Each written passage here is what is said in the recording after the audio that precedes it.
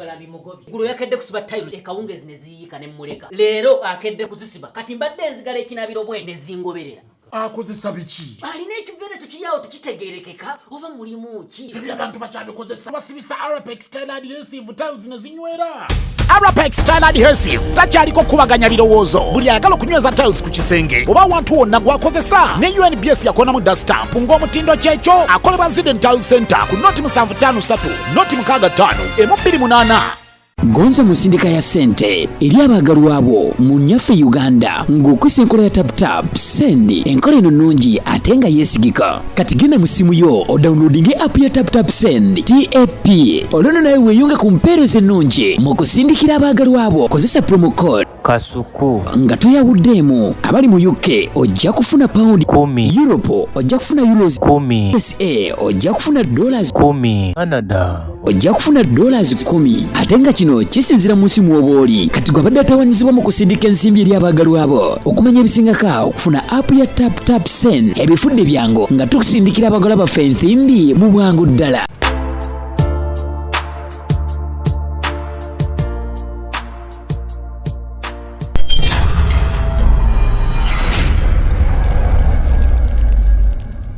minutes, eh? Tetujja kufa okoze order. Wama order tajimaze. Ozasagala jjongerako kubera ebadde just yawo. Ate ffe yafe. Agosiba kakkana.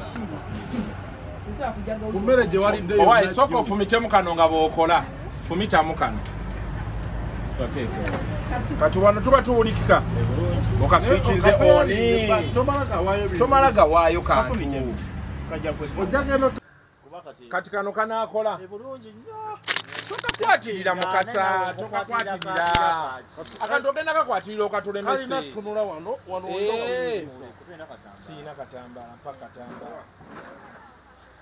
Kano wakanyizizaamu dda. Kano kapya.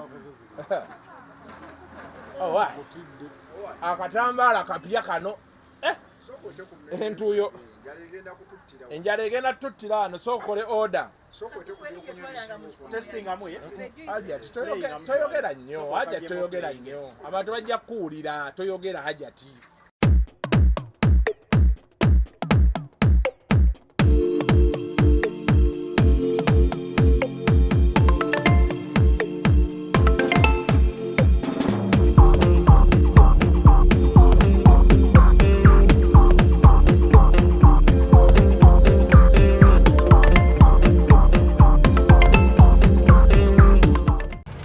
Tegeti. Otandise. Mpaka tambala. Akampadde kwesimula. Nipedde kwa Mukasa. Nagambe mu face. Kana tenne esimudde weewalala. Ate ne mabega. Ate mu nkwawa simula. Ate kati ey'emabega situuyanyeeyo. Ne wano na watobye ne muno kisayisa. Mikera muli ebinnyo byo watobye watya. Owaye madam. Zino gundi z'otuwa zonna twagala rodiziyo. Tuli ku Gauchos Grill rodiziyo zino z'otulaba ffenna nga bwe tuli wano. Okuleka ffe. Ya bano basiraamu. Ya rodiziyo. Drinks bakole order. Ya nesimu bugiteeke ogenda gikyajinga. Nyaji kya baati. Bana Mukasa yogerako ne baati. Baati afuuse. Alabye abawala atabuse. Mama. Abawala balibona. Hajati musajja bakutuma abawala ososa. Hajati musajja. Hajati anyiriridde mu season eno. Bakutuma abawala ososa. Eri season yasembayo yali akulusanye nnyo naye kakagenda kumpaamu buwi sente. Kale tujja kuwase. Ate kati ozaayo kacyo entuyo zange ozitwala wa. Tugenda kasiimuzanga.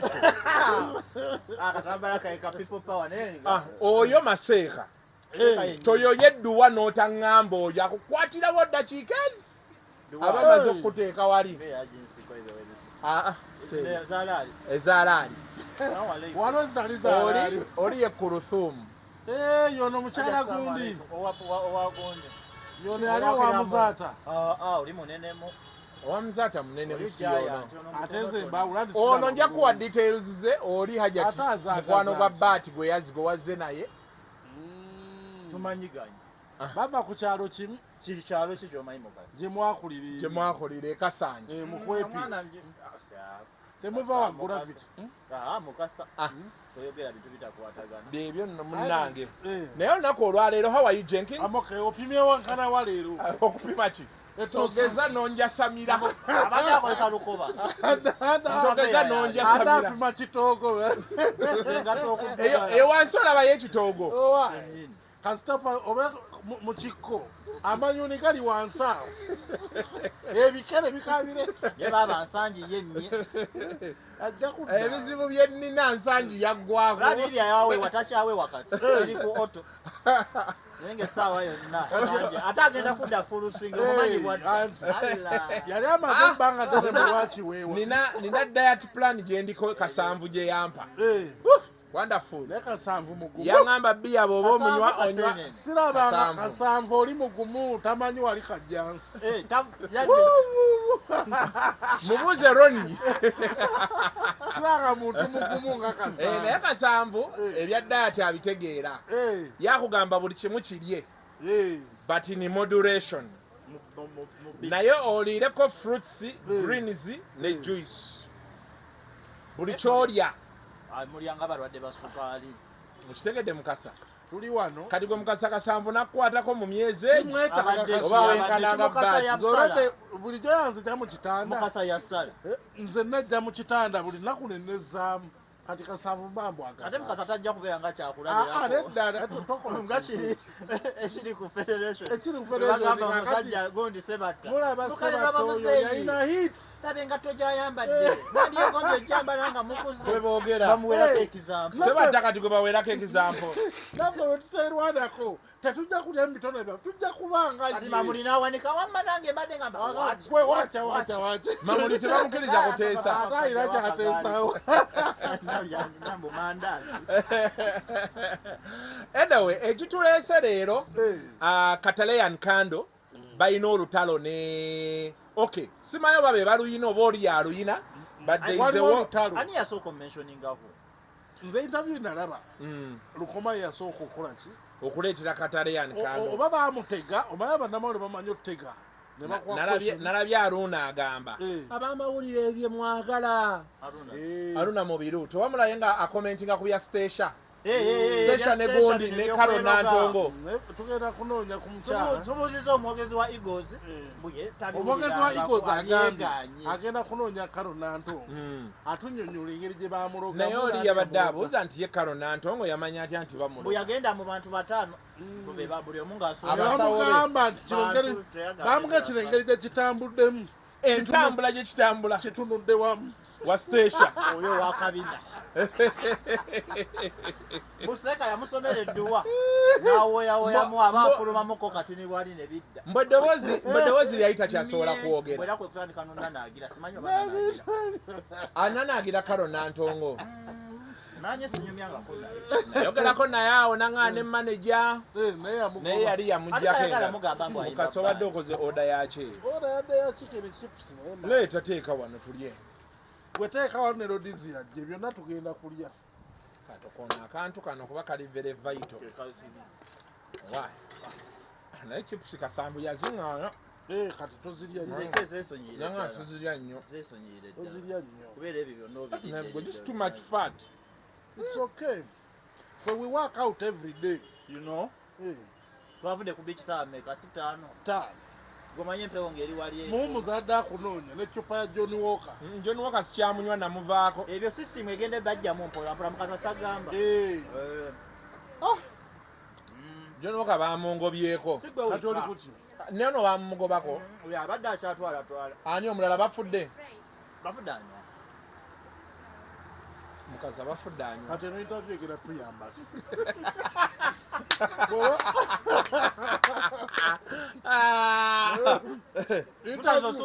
ndi waggulu eno bwaba interview otandise jivuka kifuulane kamale mutulirawo ne banaye gawuco jagenda bakolako gawuco yo banna ekola ebyokulya bagenda kati oyo omwami ye Sserunjogi oli oyo akuba plan architect ono ali emabega surveyor lwaki tabanjiriza eri ku site Nela chama tubasasula nga bakama. Nga bakamala okukola ki? Okukola, mtato sawa mutambuza otyo. Gwe bati wano mwali mupime ettaka gye mwabanjanga. Batwali padie munga tuzo oyinza okukola. okuba omusajja n'agwa mu mmere yaffe era n'omusasula. Gwe kalo yagamba tayagala muyita muyimbi wa bandi. Mbu byayimba ne Rema byayimba. Karosi. Nantongo. Ayimba biki? Tategera waki Rema temumuyita wa bandi ate ye n'abeera wa bandi. Anti kuba yava mu Eagles. Foundation. Foundation ye Sarawo. Anyway, tuddeyo Kataleya Kando. Ate ni Kando n'aba interview. Hellen Lukoma. Abayisaamu eggaali. Nga obuzibu buva ku ki? I think bamuseetinga. Yagamba. Mmwe mubadde mukoze order ez'enjawulo. Kusiza njawulo. Twadde wali Jimmy n'agamba mmanyi. Mugira mulya. Nga be munninda. Nga be tukulinda. Mpaka sambika enkoko. Akantu ataani akataataaganya.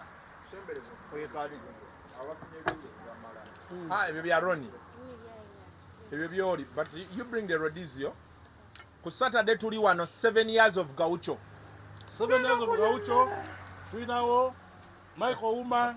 Tulinawo Joseph Sachs. Winnie Nwaji. Kingisa. Adino Winnie Nwaji. Banganya olulima. Naye addamu nkukulinadawo nakumanyira. Agambye bw'ajja n'okuyimba ku Saturday. Agala bamwe babawunsa. Lwaki? Akoya abantu mukwatakwata kabina bwe bajja okuyimba. Kubanga munnaye. Ojjeko ekiriba. Nkirya. Embeera eriwo. Obangi typing. Typing, Katunya ba Bouncers Association kukumba kabina kanwali. Baga Okubera bakuma kabina ke.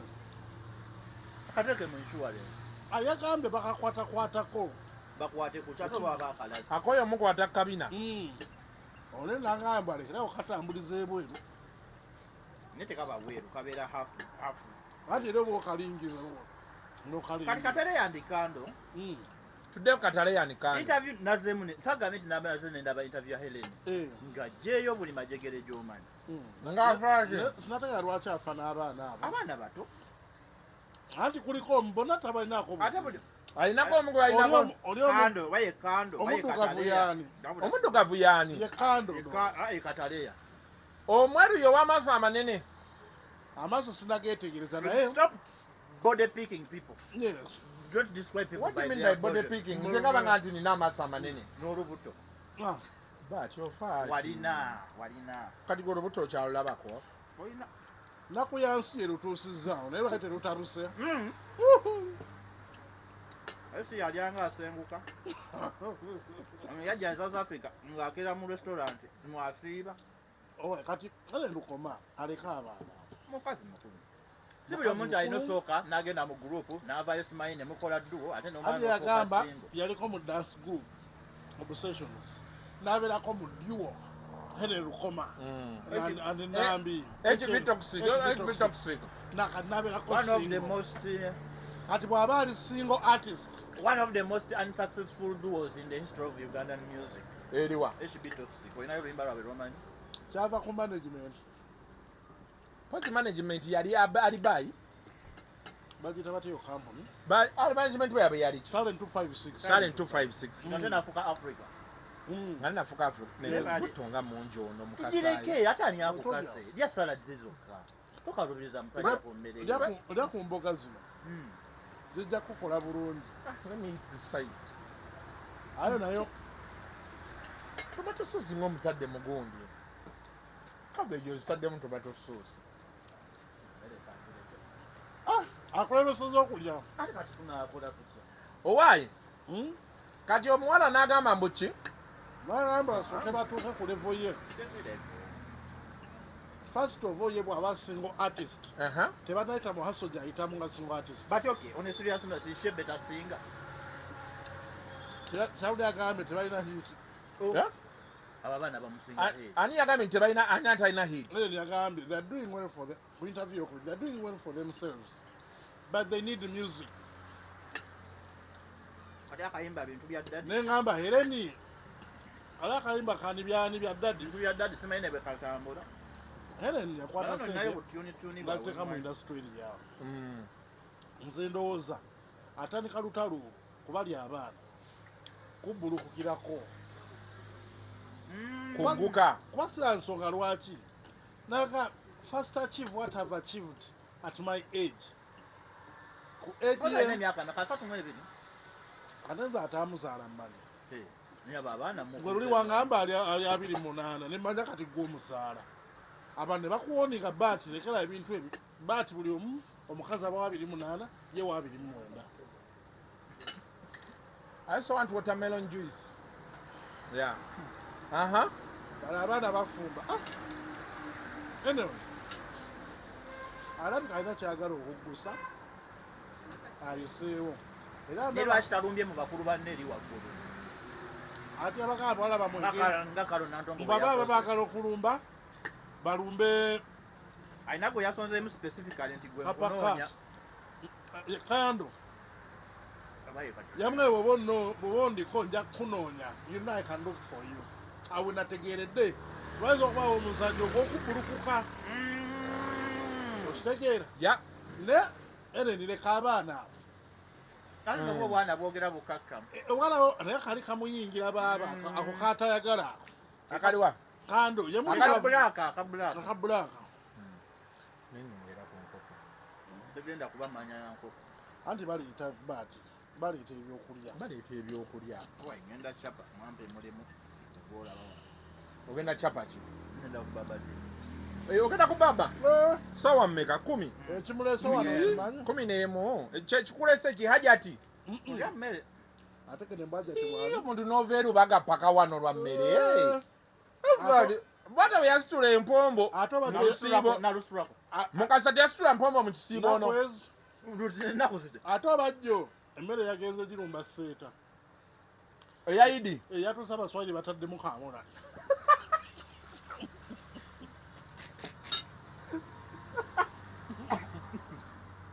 Era obwedda ayomba wano. Baswahili awo abawala bonna bayambadde buyibuyi nga zikoma eri wansi. Tolaba ku kiyonsa. Olwamaza balikondi. Ati bongambye. Nkusanzeewo. Nakajjawa. Olwamaza baageze okuleeta emmere. Nga bataddemu akyali abakamulaga. Mpaka nkokaawo ekifi ky'enkoko. Kifi Roni ajja kaaba nannyini nkoko eno. Oyo mwana amaziga gamuli kumpi. Ng'oggyeko ekifi ekikono. Nabo abaana bakaaba oyinza n'okwekasuka eri wansi. Seeko onoolya ku nkoko. Wano waliwo enkoko. Waliwo akamyu. Goonya. Shafikale mwaliwo n'antelope. Crocodile meat weeri wano. Aja talina kyatalya. Oyitwa amuvaako. Saizi tagifaako. Ani? Aja Gyolya mmere ye. buli kimu akirya.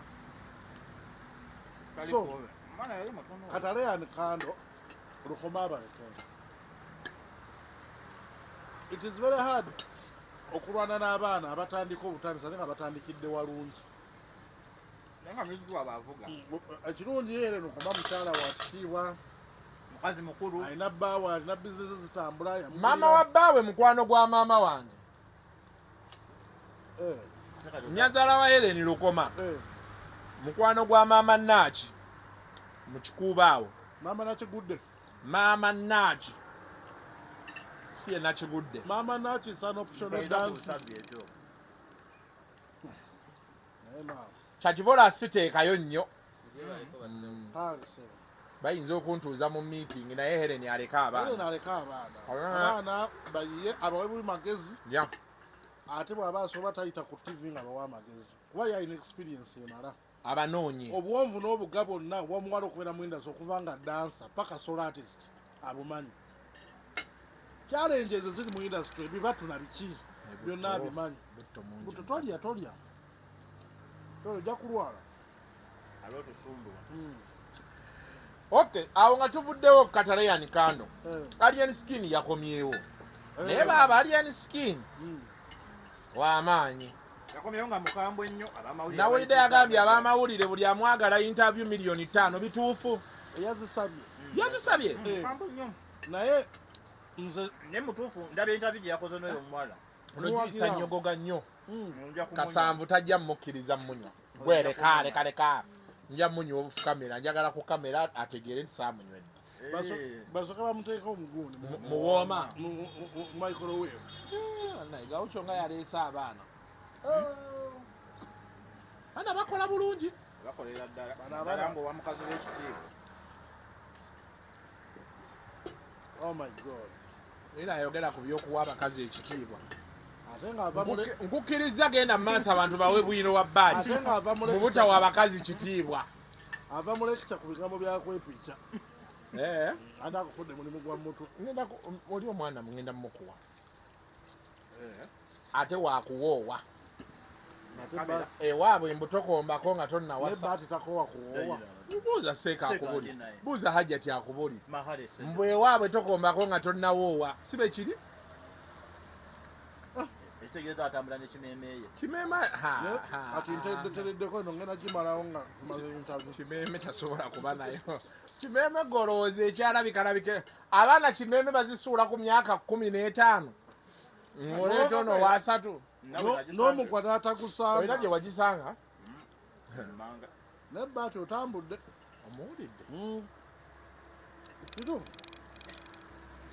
ava mu lecture yakyo yakwepikya bava mugambako abagaa kendeeza ani sendi speed control olina omwana esawusi ye sawusi wazaalayo abaana bameka agenda kuzaala nagenda n'abaana bange era bennyini wagenda n'abaana babiri wakomawo n'abaana babiri maama mbeerenga ku buli mutala mbeerenga bigayi nti buli continent alinako abaana nagenda babiri yadda n'omu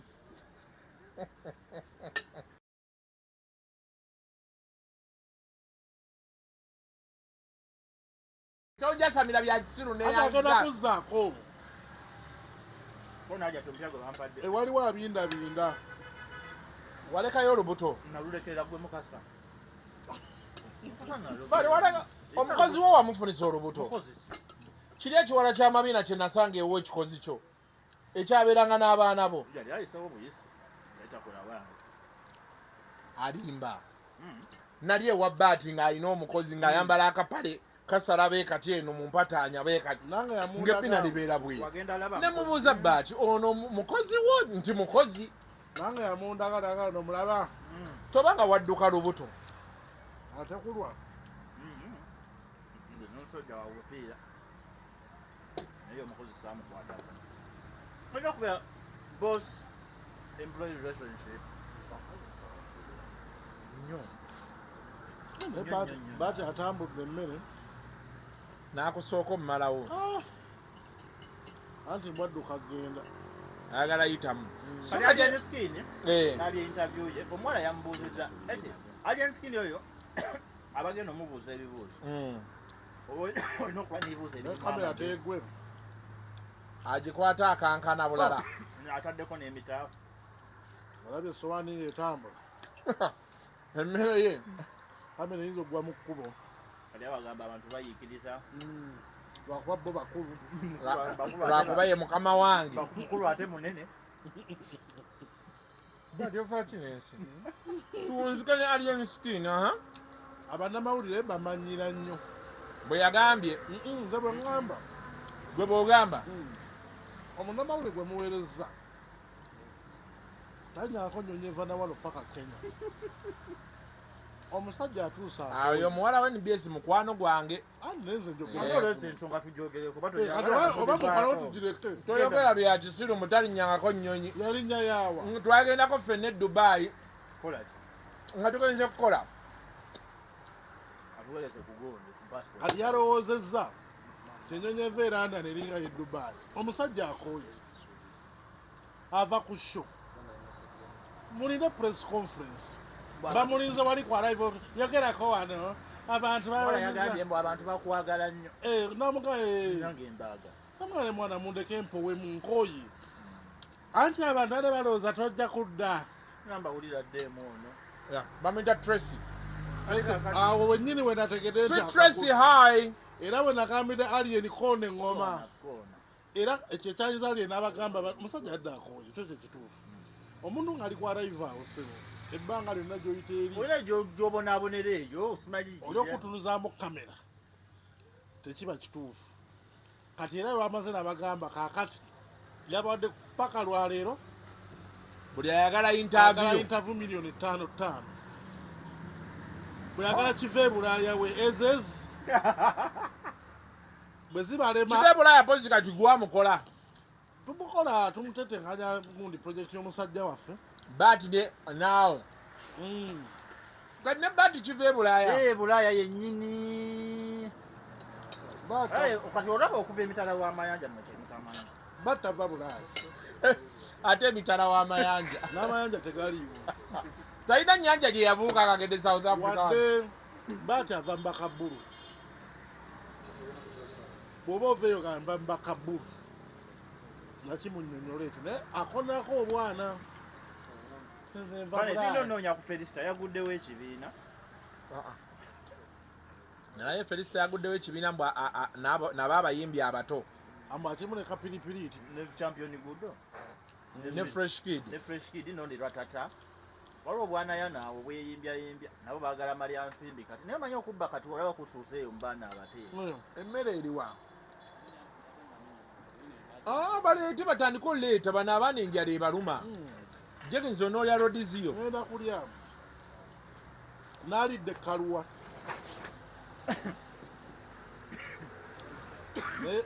emboozi tunaazimalayo emmeezi eyo gisembereze wali hajati asobola okuba nga tafuna buzibu ku Saturday era tuli wano kati rodiziyo eyo waki njagala ejje njagala abatulaba bafune ekifaananyi kyekigenda okubeera wano ku Saturday ku anniversary 7 years of Gaucho ojja kuba leeti Nwagi ajja ne babawunsa bakuuma kabina baati ajja kuba lwaki yo swangs semanyi nti omuyimbi waye alina akabina akanene lwaki temufunye babawunsa naye kolosirwa liyo Rostan Rhyme ejjinja Saturday eno ate tosanwaye munye muyimbi agenda ogiyimba weekend ejja nno njagala kutwala jjinja nze wendi Afrigo Kenzo wali ku kweli kilabu gye twaliko the fantasy onoovuga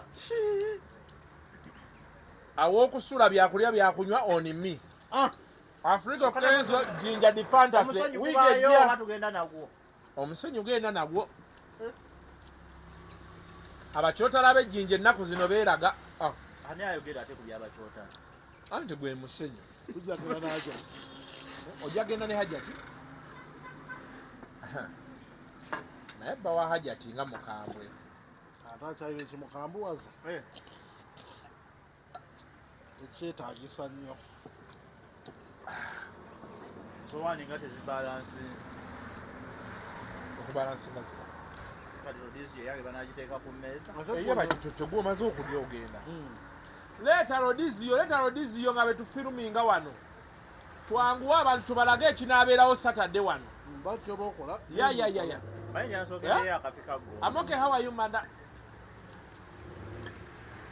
obadde yagala kulya akafika go loni kano nkalye ate anaakola ki musajja oba nkakuwe kwata ate agera kusobya ebifaananyi akupimalabo bookagala kakute ne kano nkakuterekedde loni ajja kukaaba loni bwe weyagala omutegera mubuuze mugula oba kasasa ajja kukaaba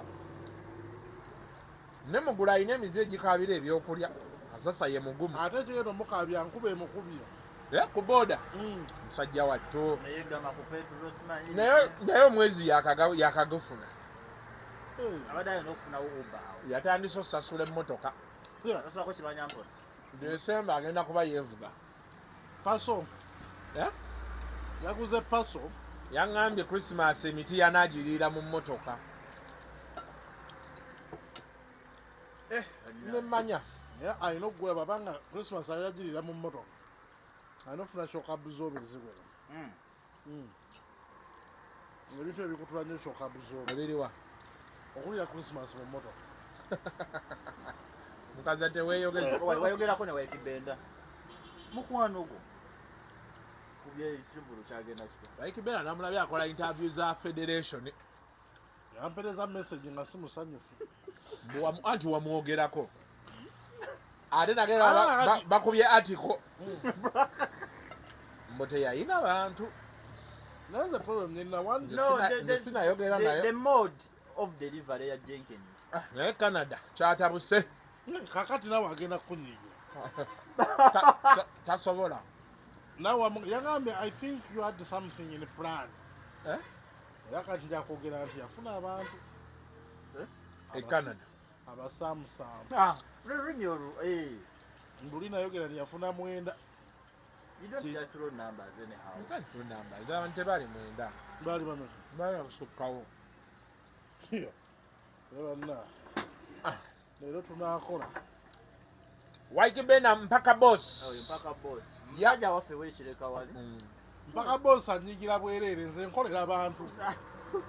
Naye oluusi abantu sibaako ekikoma. White Bena no yali inokola show guno omwaka. Ate yali aŋŋambye ebyuma byo byayagala okukozesa. Tajja sobola. Kukyabadde wali. Anyigira bwereere bw'oba oweereza abantu. Okugira nga enguzi yakuyingira. Waliwo kyotasobola kuleka n'olimba abantu. Abantu batuwagidde emyaka gyonna wano. Twava ku muntu omu paka mu mitwalo 10+. Gwe n'osalawo nti kyemukoze tekigasa kambalimbe. Tekiba fair. Bw'okolera abantu. Kati Canada kyagaana. Bantu baali basaamusaamu. Be batonotono. Mwaŋŋaanye okwogera kati njogera nange ki? Era mpaka boss waba mulabe ng'akola interview ya Federation aleka yakomyewo. Wali yakomyewo. Ng'agamba ta ku Federation. Yagambye nti Abanigeria ezimu ku nsonga lwaki bakola nnyo ssente bali wamu. So awagira Federation. Butereevu. Bule najja. Namuyola. Naye buli waawulira ekigambo Federation n'abakuba.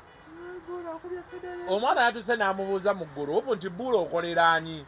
Naga nze nkolera bantu. Ekintu ky'abantu bw'okiyingira kiringa kitamu. Kikwata waliwo ekyekyula ekiro nga njagala genda ku rediyo njogere naye ng'obudde buzibi. Sanga mwenda ne nga baba wagule kati nyina empereza abantu nga sibalaba. Kibanga kitamu.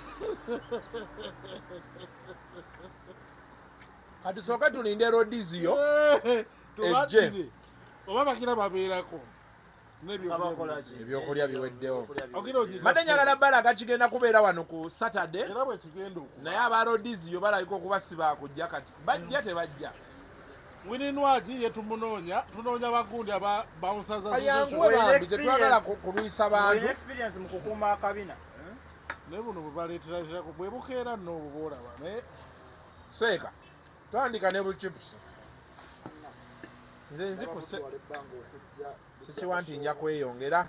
Seeka ono bumbuka amulali tobugwamu nga banti bwe yakoze ejjo. Mu Baswahili. Yagudde mu Baswahili n'alyoka agwa ku kifi ky'ennyama nga baakirunze. Ekitegeeza omusajja byanyumya bitoofu. Ejjo mmere nagiridde mu Baswahili eyasoose. Okimanyi nti eyasoose yalidde emirundi egi. Yalidde naali alidde seeta naali ekajjansi. Yalidde ekifi ky'ennyama nga bakisipayisize ne kamulali bulungi nnyo.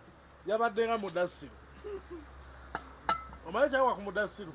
Yagenda n'azinga bw'atyo omuceere nga munda mulimu akamonde teyakamanya. N'ateeka mu kamwa.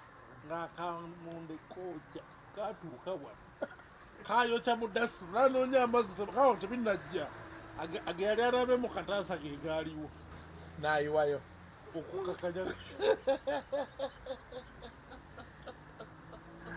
Bannange katulinde Rhodizio tugenda kuba tubaddira but Saturday we gonna be here at Gaucho Grill. Tulina waggulu wano tulina restaurant endala eri wali tulina ne wansi so kati ffe tuli ku rooftop wano ffe tuli ba wano we tujja otutuula bannaye wali omusajja waffe eyafa eyatukulirako bbiya wano lumu yagwa ku accident musajja wa Edi Kiwanuka yafa yafuna accident yawo singa kati agenda tussa byakunywa wano luli atukulira bya milioni 8 mwamuteeka ani oyo so yo wa birthday wa graduation wa graduation mulala wa graduation mulala naye yajja yali anywa kirabu ku graduation wa graduation mulala Habert yatukola eki Habert yaŋŋamba biiru yonna ku graduation wano abaana baali emmere abaana banywa bbiya twawona tewaliibo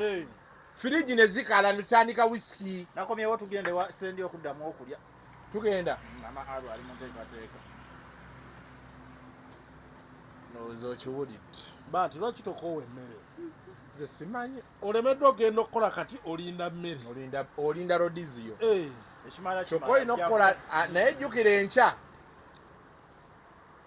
ate no neri ate nenkya nina okukeera 12 enakola ku star naye kola nyonyi nkeeze bebe yayimba abasinga mumumanyi nze nyonyi nkeeze abasinga mukimanyi tekanyiriroko olaba omwana yali akuba nno.